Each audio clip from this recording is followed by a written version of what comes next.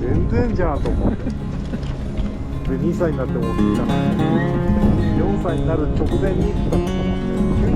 はい。なんか今までガツガツ来たら行かなくなって。ただなんか今まで温泉にこうドリフトしながら知らんにしてただけど。ちょっと寂しいのは寂しい。